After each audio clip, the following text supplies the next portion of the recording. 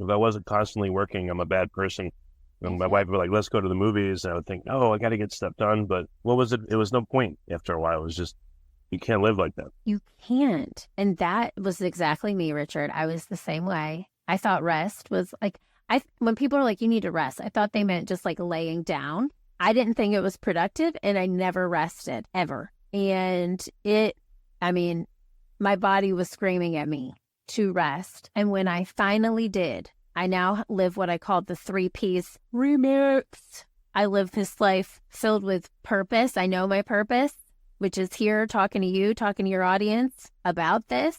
I know my priorities, which is my family, and that's first, and then work, and family, friends, and then work. And then I also have a deeper sense of inner peace. These are my new 3 Ps, right? Priorities, purpose, and peace. And I never had that growing up. In 40 plus years of walking this earth, I never had that until I started actually walking my walk, not just talking my talk. Well, it's good you have it now. Yeah, it's excellent. Thank you. Have you noticed that it's like an immune system, I guess, people's ability to listen and to do all these skills, is it innate in them? It just needs to be brought out? Or do they need specific courses and like active listening and empathy and things like that? Such a good question. I think for a lot of people, the easiest and the hardest thing to do is to get still. That was really hard for me for a long time.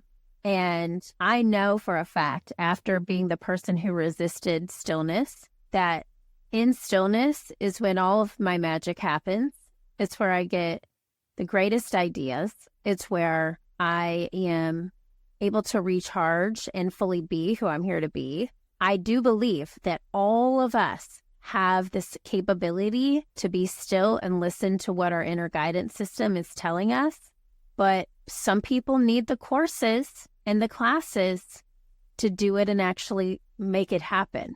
I used a wonderful spiritual teacher myself to become more mindful and to get to a place where I could actually sit, rest, and be. So I think it depends on the person, but what I will say for sure is that every single human being has the capability to do it. The will to do it is the differentiator.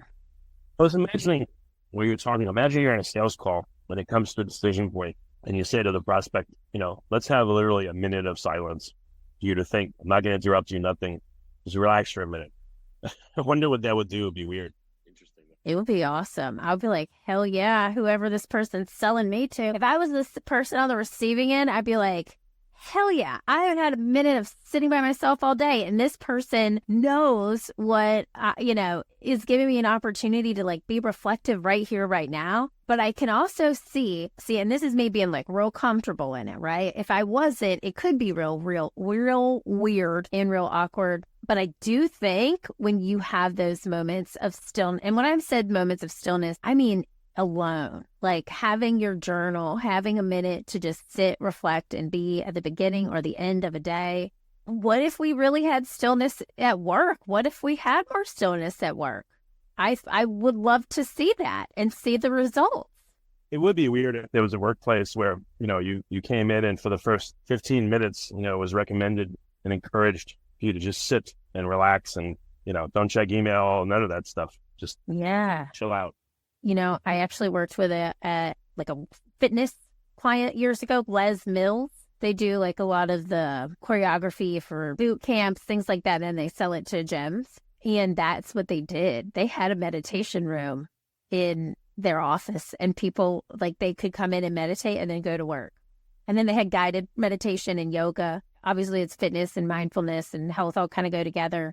And I know when I did the DoorDash retreat, they had a sound bath instructor come in before we came in. A DoorDash retreat. That wasn't for DoorDashers, that was for the management, right? Yeah, recruiters. Yeah, like their whole global recruiting team. So it is interesting. I mean, it's getting incorporated more and more and more.